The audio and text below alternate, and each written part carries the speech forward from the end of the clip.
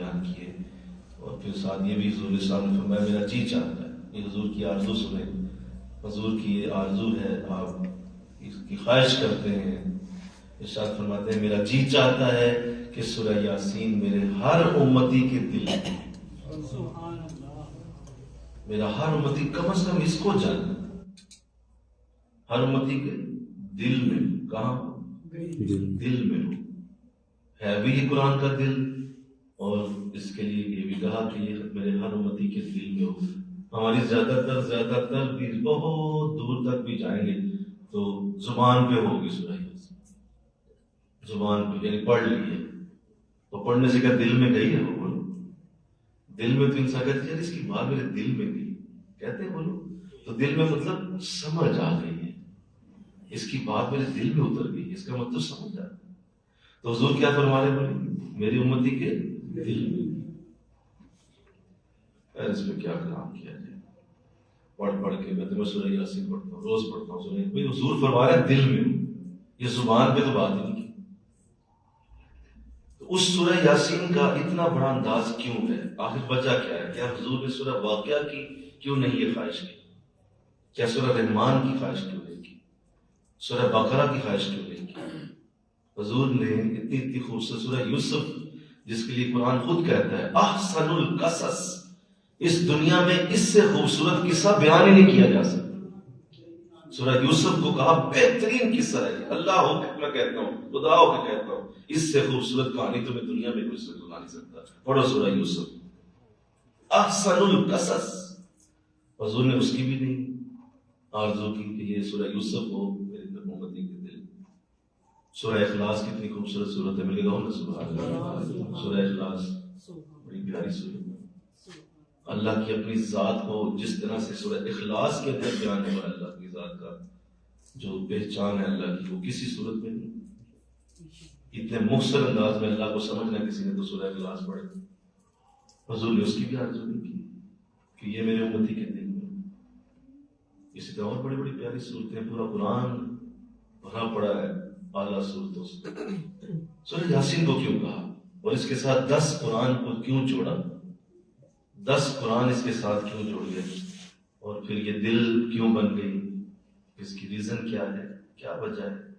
آخر قرآن کے الفاظ ہی ہیں نا، عربی ہے وہ بھی، یا تو کہو نا کہ اس کی کوئی الگ زبان ہے تو لہذا اس لیے یہ دل ہے، اللہ کی زبان ہے اس لیے یہ 10 عدد قرآن کا ثواب رکھتی، بھائی وہی عربی ہے، یاسین والقرآن الحکیم انک لمن المرسلین علی صراط، اسی طرح کے الفاظ پورے قرآن میں مختلف جگہوں پہ ایسے الفاظ ہوتے ہیں، بولو ایسے ہی نا، بولیے مجھ سے کیا ہے، سارے الفاظ تو یوں ہی ہیں نا، لیکن سورہ یاسین کو اتنا درجہ کیوں ملا؟ اللہ، اس پہ مفسرین نے پھر کلام کیا، اور مفسرین فرماتے ہیں اس کی وجہ صرف ایک ہے کہ سورہ یاسین میں ایک ایسا واقعہ اللہ نے بیان کیا ہے جو پورے قرآن میں کسی بھی اور صورت میں نہیں ہے، اور وہ واقعہ کسی جگہ بھی کسی زاویے سے بیان نہیں کیا گیا، صرف سورہ یاسین کے اندر ہے۔ اور وہ واقعہ کیا ہے؟ اللہ نے 2 نبی بھیجے انطاکیہ شہر کی طرف، وہ 2 نبی جب وہاں پہنچتے ہیں تبلیغ کرتے ہیں، لوگوں کو نیکی کا پیغام دیتے ہیں، تو ظاہر ہے دنیا کہاں نیکوں کی بات سنتی، دنیا خلاف ہو گئی، اور وہ سارے ان نبیوں کے خلاف ہو جاتے ہیں۔ قرآن بیان کرتا ہے کہ وہ انہیں قتل کرنے کے لیے میدان میں لے آتے ہیں، وہ کہتے ہیں تمہیں نہیں چھوڑیں گے کیونکہ تم باز نہیں آتے، بار بار ہمیں جو ہے وہ کہتے ہو ٹھیک ہو جو ہم تمہارا ہی قصہ ختم کرتے ہیں، اور وہ ساری قوم مل کے آ گئی اور ختم کرنے کے لیے، انہیں مارنے کے لیے۔ تو اللہ نے ذکر کیا ایک شخص کا، اور قرآن اس کے لیے لکھتا ہے کہ ایک شخص شہر کے پرلے کنارے سے دوڑتا ہوا ہے، دوڑتا ہوا ایک شخص پرلے کنارے سے، اور اس نے آ کے گواہی دی ان نبیوں کی، اس نے گواہی دی، اس نے کہا میں گواہی دیتا ہوں کہ یہ سچے لوگ، میں ساتھ کھڑا ہوں ان کے، پرلے کنارے سے، وہ جو قریب تھے ان میں سے نہیں، پرلے کنارے سے دوڑتا ہوا آیا، اور اس نے آ کے نبیوں کے قریب کھڑے ہو کہا کہ تم انہیں مارنا چاہتے ہو، خبردار کوئی ان کے قریب نہ آئے، اگر کسی نے ان کو کچھ کہا تو پہلے میری لاش سے گزرے۔ کہا وہ جو ساتھ کھڑا ہوا ہے، آپ اندازہ کریں اللہ نبیوں کی بات نہیں کرتا، نبیوں کی گفتگو ہی نہیں کرتا، اس میں صرف اتنا کہا کہ بس وہ آئے تھے وہاں، بس ختم. اس سے زیادہ قرآن بولتا ہی نہیں نبیوں کے بارے میں. پوری بات، پورا قصہ اس شخص کا ذکر کیا جو نبیوں کے ساتھ گواہی دینے کے لیے کھڑا ہو گیا.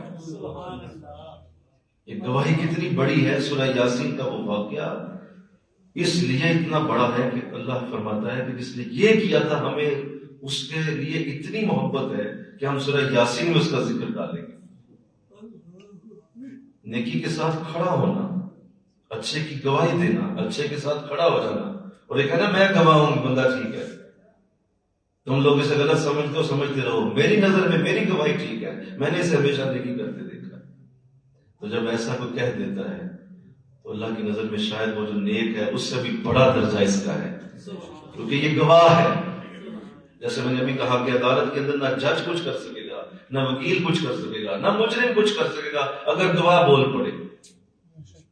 سارا کا سارا بوجھ گواہ پہ جاتا ہے. تو کہا کہ وہ جو شخص کھڑا ہو رہا، ہم نے اس کو ایسی جگہ پہ رکھنے کے لیے، آپ رکھنا اس کے لیے رکھا ہے کہ وہ قیامت تک کے لیے لوگ اس کا ذکر سورہ یاسین میں پڑھتے رہیں، ہمیشہ اس کا ذکر رہے گا. کیونکہ کہو سبحان اللہ، ابھی اس کا ذکر ختم نہیں. لوگ قرآن میں جب بھی سورہ یاسین پڑھیں گے اسے اس قصے سے گزرنا پڑے گا، اس کے بغیر وہ آگے جا نہیں سکتے. اس لیے اچھوں کے ساتھ کھڑا ہونا، گواہی دینا، یہ قرآن کا وہ اسلوب ہے جو قرآن یہاں بیان کر رہا ہے کہ یہ لوگ کبھی بھی بری طرف گواہی نہیں دیں گے. لا یشهدون الزور، جھوٹی گواہی نہیں دیں گے، سچی گواہی دیں گے. اس کے پیچھے جو چھپی الفاظ کی، جو چھپے ہوئے الفاظ وہ کون سے ہیں؟ بولو، سچی گواہی دیں گے. جہاں صحیح بات ہوگی وہ کریں گے. اللہ ہمیں ایسا بنا دے. آمین. اللہ ہمیں ایسا بنا دے. اپنے معاملات میں جب کہیں ایسا معاملہ پیش آئے تو اللہ ہمیں ایسا بنا، ہمیں اچھوں کے ساتھ کھڑا ہونے کی توفیق دے اور اچھوں کے ساتھ گواہی کرنے کی توفیق دے.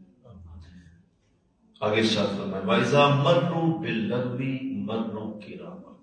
بڑا دھیان رکھیے گا، آج ایک ہی آیت پڑھتے ہیں. وَإِذَا مَرُّوا بِاللَّغْوِ مَرُّوا كِرَامًا. جب کسی لغو بات کے قریب سے یہ گزرتے ہیں، مروا کراما، تو یہ بڑے باوقار ہو کے گزر جاتے ہیں. بول کے کہو سبحان اللہ. کہیے ذرا سبحان اللہ. بڑے باوقار گزر جاتے. یہ مومن کی پہچان ہے کہ مومن کبھی بھی لغو کام میں نہیں پڑتا. لغو ہر وہ کام ہے جو گناہ والا ہے، جہاں لوگ گناہ کر رہے ہیں، جہاں فضول کام ہو رہا ہے، گناہوں کی مجلس ہے. تو اگر کبھی ایسا ہو گیا کہ ان کو وہاں جانا پڑ گیا اور کوئی ایسی جو ہے وہ ایسی حالت بن گئی ہے کہ وہ وہاں سے گزر گئے یا جا رہے ہیں، تو قرآن کہہ رہا ہے کہ یہ رکیں گے نہیں وہاں، یہ ان کے ساتھ شامل نہیں ہوں گے، یہ ان کے اندر نہیں بیٹھیں گے، یہ ان کے ساتھ مل کر اس گناہ کے کام میں شریک نہیں ہوں گے. اور کیسے جائیں گے؟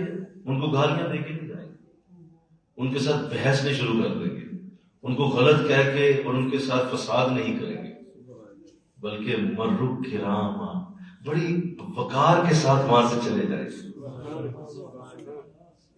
یہ نہیں کہ ان کے ساتھ ٹکرا دیں گے اور ان کو بھی برا کہنا شروع کر دیں گے اور ان کو گالی دیں گے اور ان کو کہیں گے خبردار تم بہت برے لوگ، کیا کریں، بند کرو سب. ایسا نہیں کریں گے، گزر جائیں گے. اس وقت نہیں ویسے کریں.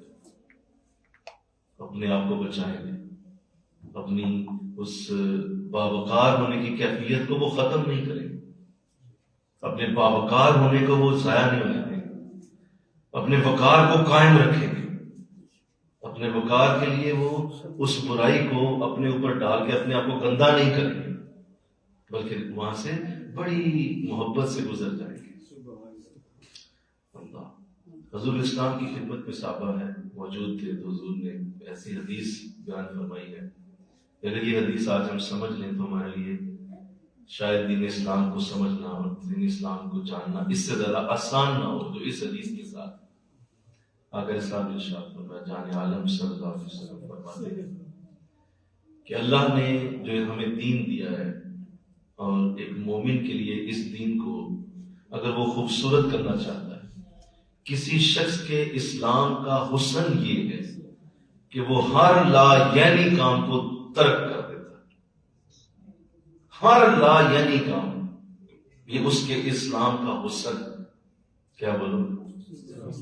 اس کے اسلام کا یہ حسن ہے. وہ اس کا دین خوبصورت ہے کہ جو لا یعنی کاموں میں نہیں پڑتا. ایسے کام جن میں نہ کوئی آخرت کا فائدہ ہے اور نہ دنیا کا کوئی فائدہ ہے، وہ کبھی بھی ان کاموں میں نہیں جائے. حضور نے اسے حسن الاسلام کہا. یہ اسلام کا حسن ہے، بیوٹی ہے.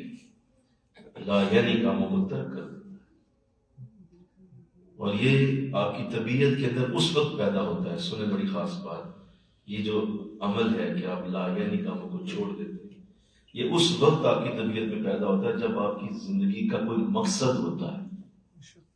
آپ کسی مقصد کے ساتھ اگر زندگی گزار رہے ہیں تو پھر آپ کبھی بھی ایسے کاموں میں نہیں پڑیں گے جو آپ کو پتا ہے صرف وقت کا ضیاع ہے. یہ وقت کی جو ہے وہ بس میں ضائع کروں گا اور اس سے حاصل نہ دنیا کو فائدہ ہے نہ آخرت کا کچھ. لمبی بیٹھ کے گپے مارتے رہنا، لمبے کرکٹ کے میچ دیکھتے رہنا، بیٹھ کے جو ہے وہ ہانکتے رہنا، چوک میں کھڑے ہو کے ادھر کی بات ادھر، ادھر کی بات ادھر، لوڈو کھیلتے رہنا، تاش کھیلتے رہنا، اس طرح کی جتنی بھی مشاغل ہے جن میں کوئی دنیا نہ کوئی آخرت کا فائدہ. اور وقت گزاری کے لیے جو ہے وہ لمبی جو ہے وہ بیٹھ کے اس حالت کے اندر جس میں نماز بھی جا رہی ہے، قرآن کی درس جا رہے ہیں، جمعے کا وقت جا رہا ہے، نیکیوں کے ٹائم گزرتے چلے جا رہے ہیں، اور بیٹھا ہوا ہے بس لوگ بیٹھے ہوئے وقت لگ رہا ہے. تو فرمایا مومن ایسا نہیں کرتا. میں کہا ہوں نا سبحان اللہ. مومن تم ایسے کام میں نہیں ڈرے ہو، کبھی ایسے نہیں ڈرے. پاگل جاہل ہوں میں؟ اتنا قیمتی وقت ہے کہ لمحہ قیمتی ہے کہ سیکنڈ قیمتی، میری زندگی خرچ ہو رہی ہے. کل حشر کے دن جواب دینا ہے، معاملات ہیں، مقصد ہے زندگی کا، کچھ کرنا ہے، کچھ کر کے جانا ہے. میں نے یہ میں بیٹھ کے یہاں لگا رہا ہوں تمہارے ساتھ 6 گھنٹے، مجھے کیا فائدہ ہے اس سے؟ مجھے کیا دین کا فائدہ ہے؟ کیا مجھے اس دنیا کے چلو بتا دو کوئی فائدہ ہو جی. بس یہ تفریح ہے، انٹرٹینمنٹ ہے. انٹرٹینمنٹ کے نام پہ جہنم خریدتے ہو بھئی. انٹرٹینمنٹ جسے کہتے ہیں کل کو جہنم میں جا پڑو. انٹرٹینمنٹ تو جنت ہے. میں کہوں نا سبحان اللہ. انٹرٹینمنٹ اصل میں کیا ہے؟ وہ تو جنت ہے. تو تم اس انٹرٹینمنٹ سے جہنم میں جاؤ تو وہ انٹرٹینمنٹ ہوگی. میں بہت خوش ہو رہا ہوں، میں ذرا ریلیکس کر رہا ہوں، میں بیٹھ کے ذرا تھوڑا سا وقت گزاروں گا، تھوڑا سا بندہ ہنسے کھیلے، یہ ذرا تھوڑا یہ کیا ہے؟ تو ایسے انداز مومن کی نہیں ہو. اس طرح کی فضولیات میں وہ نہیں جائے گا، اس سے اپنے دامن کو بچا لے گا. یہ یاد رکھیے کہ شیطان کے بہت سارے انسان کے اوپر حملے ہوتے ہیں. ان میں سے کچھ حملے میں عرض کر دیتا ہوں. پہلا شیطان کا حملہ یہ ہوتا ہے کہ وہ انسان کو کفر میں ڈالنے کی کوشش کرتا ہے. استغفار کرو. تو جو کفر میں چلا جائے تو پھر تو بات ہی ختم ہوگی، پھر تو شیطان کی محنت ختم. اب وہ کبھی اس پہ دوبارہ رخ بھی نہیں کرتا. اسے پتا ہے کہ یہ پہلی کافر ہے، وہ کبھی بھی. آپ کو کیا خیال ہے یورپ جائے گا؟ وہ کیا خیال ہے جہاں پہ سب طرف کفر کے گھر ہیں، کفر کے محلے ہیں، یہ ہندوؤں کے محلے، کافروں کے محلے ہیں، کیا وہ وہاں جاتا ہے؟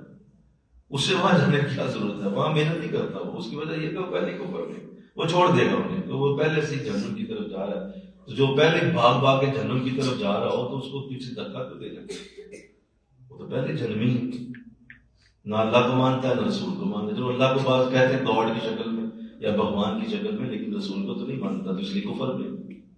تو کیا دوسرا حملہ اگر کوئی کفر سے بچ جائے، اسلام میں آ جائے، تو اس میں یہ کرتا ہے کہ وہ اسلام کے اندر لا کر اسے حضور اسلام کے بارے میں شک پیدا کرتا ہے.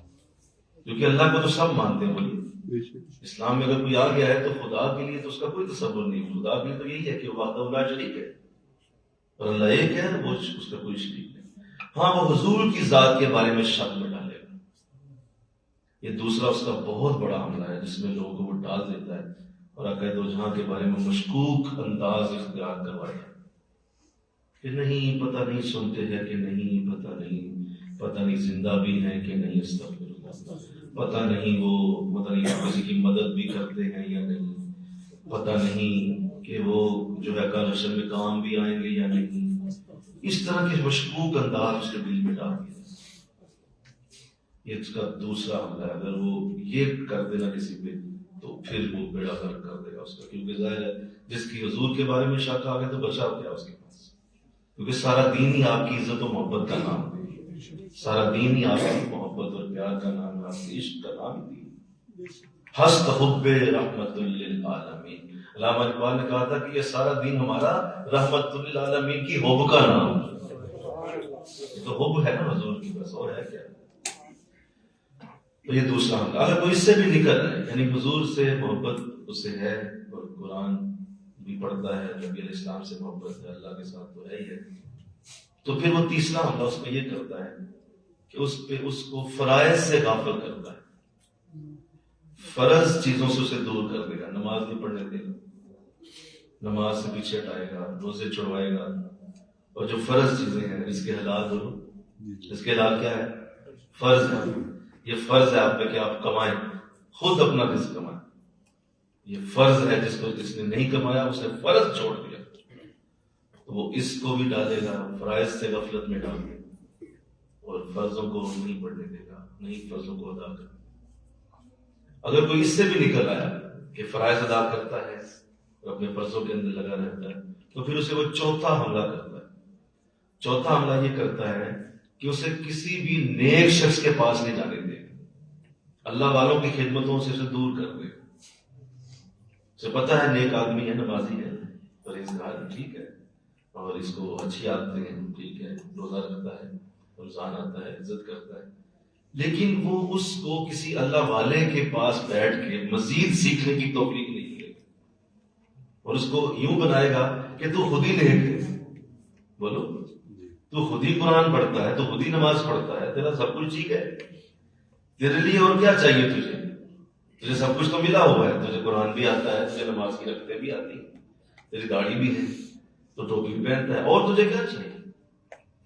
تو وہ یہ ایسا جال ہے جس میں پھر وہ اس شخص کو ڈال دیتا ہے جو فرائض ادا کرتا ہے. بزرگوں کی خدمتوں میں جانا اسے نصیب نہیں ہوتا. تو اللہ اس سے بھی محفوظ کرتے ہیں. یہ چوتھا حملہ ہے جو بہت بڑے لیول پہ کرتے ہیں.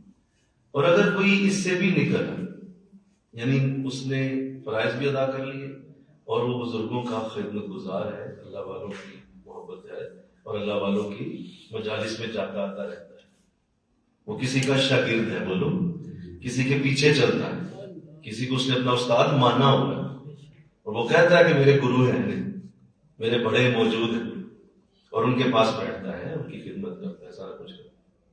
تو پھر وہ اس پہ پانچواں حملہ کرتا ہے کہ اب اس کو جو یہ جا رہا ہے نا وہاں بیٹھے گا، تو اب وہاں پہنچے گا تو وہاں بیٹھ کے بھی توجہ کو ادھر ادھر کر دے گا. اس کی توجہ نہیں رہے گی، بیٹھا ادھر ہی ہے لیکن ذہن کہیں اور ہے، بیٹھا وہیں پہ ہے لیکن سوچ کہیں اور چل رہی ہے، گھڑی دیکھ رہا ہے بار بار کب 10 ختم کریں گے. تو بیٹھا وہیں پہ ہے لیکن ذہن سوچ وہاں نہیں، لہذا اس سے وہ برکت ضائع ہوگی. حالانکہ وہ نہ کفر میں ہے، بولو، نہ ہی وہ دین اسلام کے لیے، نہ حضور کی محبت سے دور ہے، نہ ہی اللہ والوں سے دور ہے، یہ سب کچھ ہے لیکن بیٹھا ہے بغیر توجہ کے. اور اگر کوئی اس سے بھی نکل جائے، سنو اب یہ بات، اگر کوئی اس سے بھی نکل جائے کہ وہ اپنے عزت کے پاس، اپنے بزرگوں کے پاس جاتا ہے، سارا کچھ موجود ہے، عشق رسول بھی ہے، میرے گاؤں نہ سبحان اللہ، فرائض بھی ہیں، کفر و شرک سے بھی دور ہے، اللہ والوں کی خدمت میں توجہ بھی. اب وہ چھٹا حملہ کرتا ہے جو بہت بڑا ہے، اور وہ یہ ہے کہ وہ اس شخص کو جب وہ وہاں سے نکلتا ہے اس کے بعد ایسے کاموں میں لگائے گا جو لا یعنی کام ہو.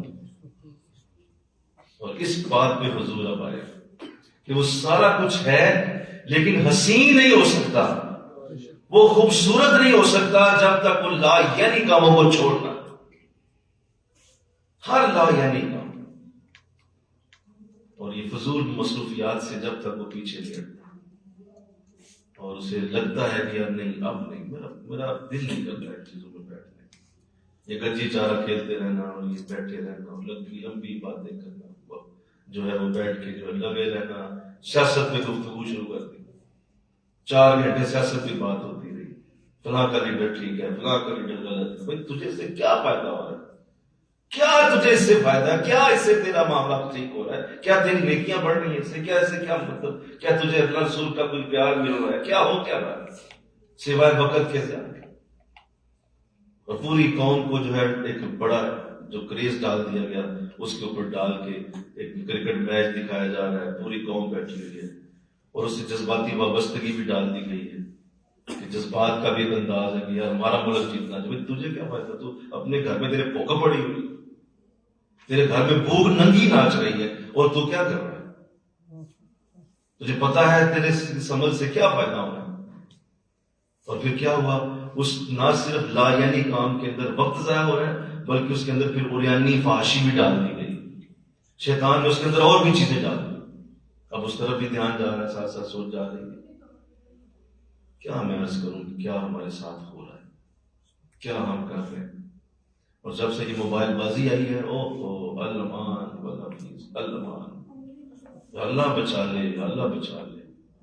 یقین کریں لوگ کاروباروں بیٹھے ہوئے دھیان ادھر نیچے ہے، ڈرائیور ڈرائیو کر رہا ہے گاڑی، بس چلا رہا ہے، ساتھ ساتھ دھیان ادھر ہے۔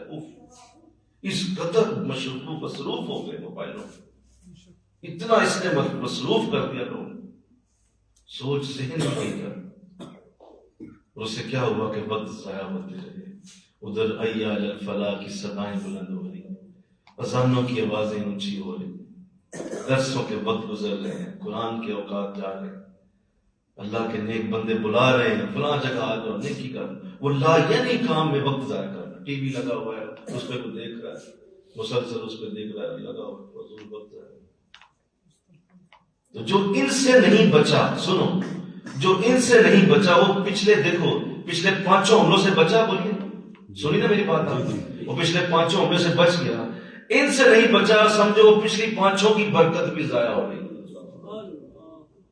حالانکہ وہ 5 حملوں سے بچ چکا ہے، نہ کفر میں ہے، نہ عشق رسول سے محروم ہے، نہ اللہ والوں کی صحبتوں سے محروم ہے، لیکن بس کسی ایسے لا یعنی کام میں بیٹھتا ہے کہ وہ روز کرتا ہے، ضائع کرتا ہے۔ اللہ اس سے محفوظ کرے، اللہ اس سے محفوظ کرے، اور اپنے وقت کو اور اپنے اوقات کی اہمیت کو انسان سمجھے، یہ کتنی اہمیت والے وقت ہیں۔ حضرت سر سختی رحمت اللہ علیہ، کس نے دیکھا کہ آپ ستو جو ہے وہ گھول کے پانی میں پی رہے ہیں، تو کہا حضور ستو پی رہے، کل بھی دیکھا تھا آج بھی ستو پی رہے، تو حضور اس کی کیا حاجت ہوئی ہے، کوئی ایسا معاملہ بنا ہے کہ آپ ستو استعمال کرتے ہیں؟ دیکھیے کیا جملہ بولا، کیا جملہ بولا، فرمایا کہ اس لیے ستو پی رہا ہوں کہ میں نے روٹی کھانے میں اور ستو پینے میں 70 بار سبحان اللہ کا وقت دیکھا ہے۔ میں 70 بار زیادہ سبحان اللہ کہہ سکتا ہوں، ستو پی لوں تو میری وہ ضرورت پوری ہو جاتی ہے، میں 70 بار سبحان اللہ بول لیتا ہوں۔ روٹی کھانے میں وقت ذرا زیادہ لگ جاتا ہے، اس وقت کو بچاتا ہوں ستو پی کے۔ اندازہ کریں بزرگوں کا یہ عالم ہے، اللہ والوں کا یہ عالم ہے، اور یہاں کیا حال ہے لوگوں کا؟ میرے جوانوں کا حال دیکھو ذرا، فیس بک پہ لگے رہیں گے، فضول لگے رہیں گے، نئی چیزیں دیکھتے رہیں گے، جن کا آپ کے ساتھ نہ کوئی تعلق ہے، نہ لینی نہ دینی، نہ کوئی اس گاؤں جانا، نہ اس شہر جانا، نہ اس شہر کا کوئی پتہ ڈھونڈنا، نہ کوئی اس کا فائدہ، دیکھیں لگے ہوئے، اور پھر کہیں دیکھیے اللہ ہمیں غریب رکھتا ہے، ہمیں مہنگائی بڑھی ہے، اللہ نے کچھ دیا نہیں ہمیں، تو وہ جو 6 گھنٹے آپ نے وہاں 4 گھنٹے لگائے وہ کسی محنت پہ لگاؤ نا، تمہیں اللہ رزق دے، تم کو کماؤ اس سے، کوئی محنت کرو، کوشش کرو، کوئی روٹی پانی کا نظام تمہارا چلے، بیٹھو۔ اور بزرگوں نے فرمایا اگر تمہارا بڑا بھی دل کرتا ہے کسی وقت کو لگانے پہ، تو بہترین وقت یہ ہے کہ سو جاؤ، کیونکہ سونے میں تمہاری جسم کی بھی طاقت ہے اور تم گناہوں سے بھی محفوظ ہو جاتے ہو۔ یہ اچھا ہے، آرام کر لو، تھوڑی آنکھیں بند کر لو، یہ اچھا عمل ہے، اس سے بہتر ہے وہ جو آپ نے لمبا وقت ضائع کر دیا۔ اللہ اس سے محفوظ کر اور کمال کر دیا، وَإِذَا مَرُّوا بِاللَّغْوِ مَرُّوا كِرَامًا، جب یہ گزرتے ہیں کسی لغو کام سے تو اس میں ملوث نہیں ہوتے، اس کے اندر نہیں جاتے، چھوڑ دیتے، اس پیچھے ہٹ جاتے۔ اللہ، میں نے بزرگوں کو ایسا ہی دیکھا، اور اپنے شیخ میں اپنی تمام محنتیں کوششیں ان کے نام کروں، اور میری دعائیں ان کے نام، اللہ کروڑ رحمتیں ان پہ نازل فرمائے۔ میں نے ان کو ایسا ہی دیکھا اور ان کو اسی طرح دیکھا کہ ان کی ایکٹیویٹیز اس قدر مربوط، اس قدر جڑی ہوئی، اس قدر ایک خاص مشن اور ایک مقصد کے ساتھ چلتی ہوئی ایکٹیویٹیز، وہ میں نے کسی شخص میں نہیں دیکھی جو ان میں دیکھی۔ اس سے ہم نے سیکھا کہ یار یہ زندگی ہے، اصل یہ زندگی ہے کہ آپ نماز کے وقت نماز پڑھیں، میں نے کہا سبحان اللہ، درس کے وقت درس میں آئیں، گھر کے وقت میں گھر میں بیٹھیں، سونے کے وقت سو جائیں، ذکر کے وقت ذکر کریں، یہ سارا کچھ آپ کریں تو کیوں نہیں آپ کامیاب ہوتے؟ مجھے بتاؤ نا ذرا، کیوں نہیں آپ کامیاب ہوں گے جب آپ وقت پہ اپنے ہر کام کو کرتے چلے جا رہے ہیں؟ کوئی درمیان میں ایسا فضول وقت ہے ہی نہیں جو ضائع ہو رہا ہے۔ تو اللہ کو کیا پڑی ہے تیری زندگی میں تکلیفیں اور ناکامیاں ڈالنے کی؟ ہر رحمت اللہ تیرے قدموں میں خود ہی ڈالتا ہے۔ چھوڑ دو یہ فضول کام، ان لا یعنی کاموں کو ترک کر دو، جس بھی لیول پہ کر رہے ہو چھوڑ دو اس کو، اور اس کی برکت دیکھو کتنا بڑا ہے۔ حضور اسلام اپنی زندگی میں صحابہ کو یہی سکھاتے رہے کہ صحابہ اپنے وقت کی قدر کرو، اپنے وقت کی قدر کرو۔ اور میرے نبی کو تو ویسے بھی اللہ نے وقت ہی کتنا دیا، آپ دیکھیں 40 برس تک تو حضور بولے نہیں نا، مطلب آپ نے کلام ہی نہیں کیا کہ میں کون ہوں۔ 40 برس تک تو آپ خاموش رہے، 40 برس کے بعد آپ نے ارشاد فرمایا کہ بھائی مجھے اللہ رسول بنایا، تو اب 40 برس سے 63 برس تک صرف 23 برس میرے نبی کو ملے ہیں۔ آپ اندازہ کیجئے کتنا وقت کے ساتھ انصاف کر کے 23 برس گزارے ہوں گے، صرف 23 سال ملے۔ آپ کو معجزے علیحدہ کر لیں، اور وہ جو آپ کو معجزے دیے وہ تو چند وقتوں کے لیے دیے، تھوڑے سے آپ کے وہ اس لیے انداز دیے گئے تاکہ آپ کے انداز دنیا کے سامنے آ جائے۔ باقی تو میرے نبی نے 23 برس شدید محنت کی، اور وہ اتنی محنتوں کے دن ہیں، اتنی کوششوں کے دن ہیں۔ رات میں عرض کر رہا تھا درس میں کہ تابعی جو ہیں، ایک تابعی کے پاس ملنے گئے۔ تابعی وہ ہوتا ہے جو صحابہ کی زیارت کرنے والا ہو، ملنے کے لیے گئے۔ تابعی وہ ہوتا ہے جیسے کسی تابعی کو دیکھا ہو، تو وہ گئے تو حاضر ہوئے، کہا حضور آپ نے صحابہ کی زیارت کی ہے، میرے لیے دعا کریں کہ اللہ میری زندگی حضور جیسی بنائے۔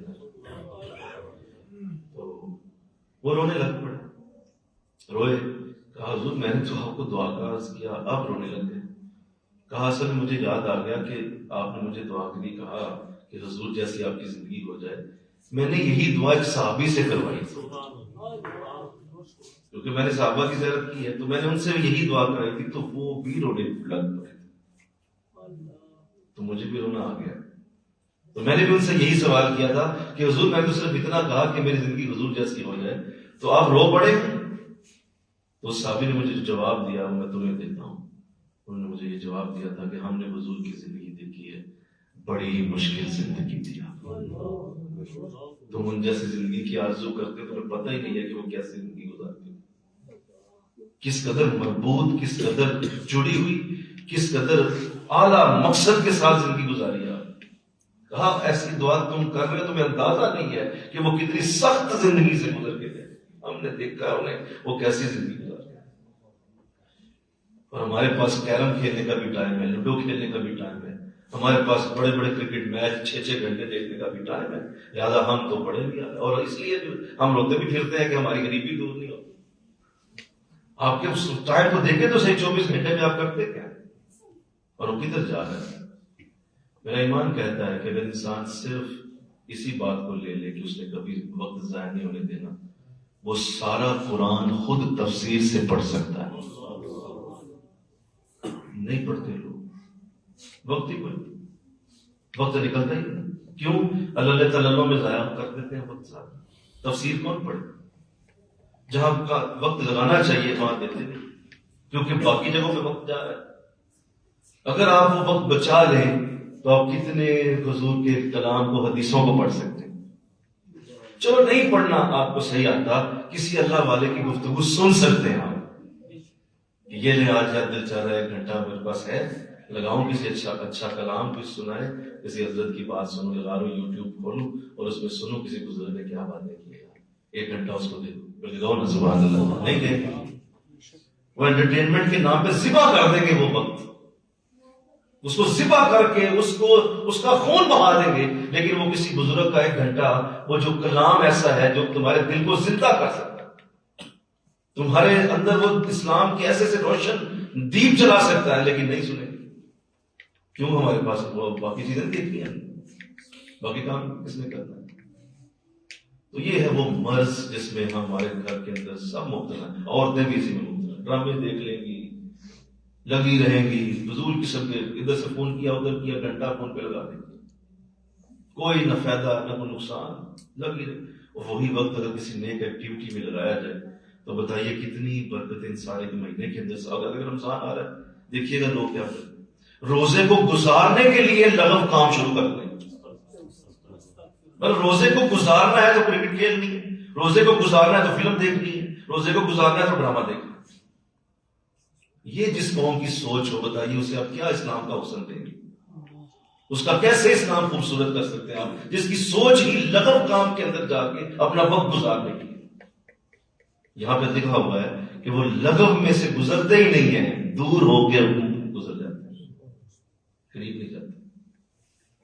جب اس بات کی سمجھ آ گئی تھی، آخری بات کر رہا ہوں، جب اس بات کی سمجھ آ گئی کہ اتنا بڑا معاملہ ہے کہ لغو کام کو چھوڑ دینا ہے، تو میں نے کم از کم اپنے اوپر اس کو جب لاگو کیا تھا تو میں نے وہی وقت جو مجھے لگا کہ یہ میرا پڑھائی کے بعد، گھر کے بعد، سارے معاملات کے بعد جب میں پڑھتا تھا تو کیا اس کا بہترین حال ہے، میں جا کے اپنے حضرت کے پاس بیٹھ جاتا تھا. میرے حضرت پڑھایا کرتے تھے آپ عظیم اکیڈمی کو نالا روڈ میں. تو مجھے یاد ہے کہ وقت جو بچتا تھا تو میں جا کے ان کلاس میں پیچھے ڈیسک پہ بیٹھ جاتا، صرف اس لیے کہ میرا یہ وقت ضائع نہ ہو، میرا یہ وقت کاؤنٹ ہو جائے. تو وہ میں جب اندر داخل ہوتا کلاس کے تو مسکرا کے مجھے دیکھتے اور پڑھا رہے ہوتے تھے، انگلش پڑھاتے تھے آپ، تو پڑھا رہے ہوتے تو میں اس جو ہے گزر جاتا تو میں پیچھے جا کے بیٹھ جاتا، تو سمجھ جاتے کہ خود ہی ویسے ہی بیٹھنے آئے.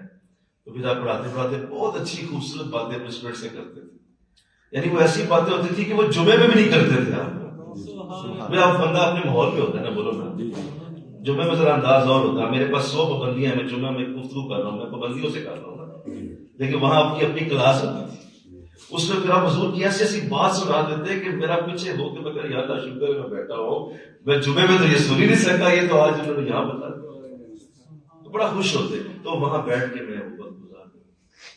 پھر کبھی ایسا ہوتا ہے کہ رات میں وقت نکلتا جا کے ان کے پاس بیٹھ، بس یہی رول بنایا ہوا تھا، جو وقت ہو حضرت کے پاس جا کے بیٹھ، جو وقت ہو. حضرت کہاں ہے آپ اس وقت؟ میں وہاں، حضور اجازت ہے؟ ہاں ہاں آجو. کبھی روکا تو تھا کہ انہوں نے مجھے کہو نا سبحان اللہ، ہوتا نہیں کار پہ نہیں ایسا، آجو آجو، ہاں آجو، میں ادھر ہی بیٹھا ہوں آج.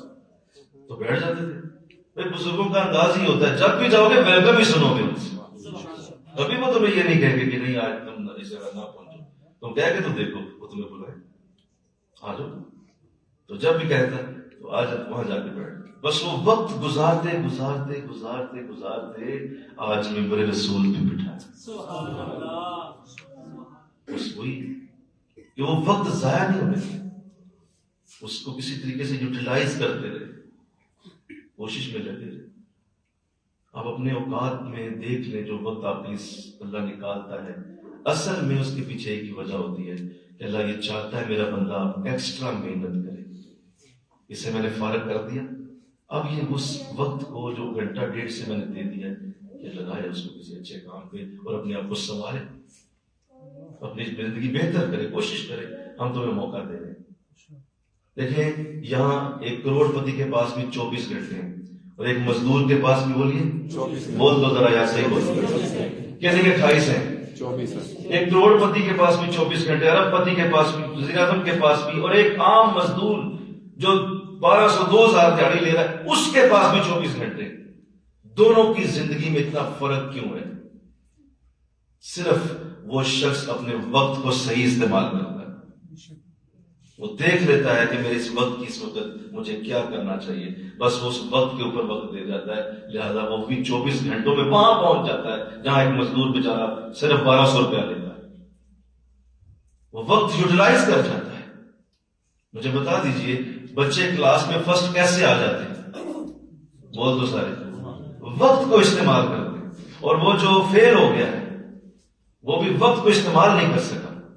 اس کے پاس بھی 24 گھنٹے ہی تھے, وہ فیل ہو گیا, اور یہ جو پاس فرسٹ آ گیا ہے اس کے پاس بھی 24 گھنٹے ہیں, تو فرق کیا دونوں میں بولیے؟ صرف وقت کو استعمال کیا. تو اللہ ہمیں ایسا بنا دے, اللہ ہمیں ایسا بنا دے. اور یہ باتیں بڑی معمولی سی, ایسا لگتا ہے چھوٹی چھوٹی باتیں, لیکن نہیں, قرآن کہہ رہا ہے. مجھے کہا نا سبحان اللہ, چھوٹی ہوتی قرآن نہ اسے ذکر کرتا. قرآن کہتا چھوٹی سی بات ہے, اس کی کیا ضرورت ہے. نہیں, کہا کہ جب بھی کسی لاکھ بار کے قریب سے گزرتے ہیں تو بڑے باوقار گزر جاتے ہیں, بیٹھتے نہیں ہیں, وقت نہیں ضائع کرتے. تو اگر نہ ہوتی تو قرآن کیوں ذکر کرتا؟ کیوں یہ اتنی بڑی آیت بنا دی گئی اور سورہ فرقان میں ڈال دی گئی اور قرآن کے سینے پہ نقش کر دی گئی کہ جب بھی کوئی پڑھے گا اسے ضرور پڑھ کے جائے گا کہ وہ کبھی وقت نہیں ضائع کرتے, ضائع ہونے سے بچا لیتے, گزر جاتے, رک کے بھی بولتے بھی نہیں, اتنا بھی نہیں کہتے کہ باز آ جاؤ, کیوں وقت ضائع ہو جائے گا, میں بحث کیوں کروں, کرنے تو اللہ خود ہی ٹھیک کرے گا, بسم اللہ اللہ اکبر, چلے جاتے ہیں وہاں سے.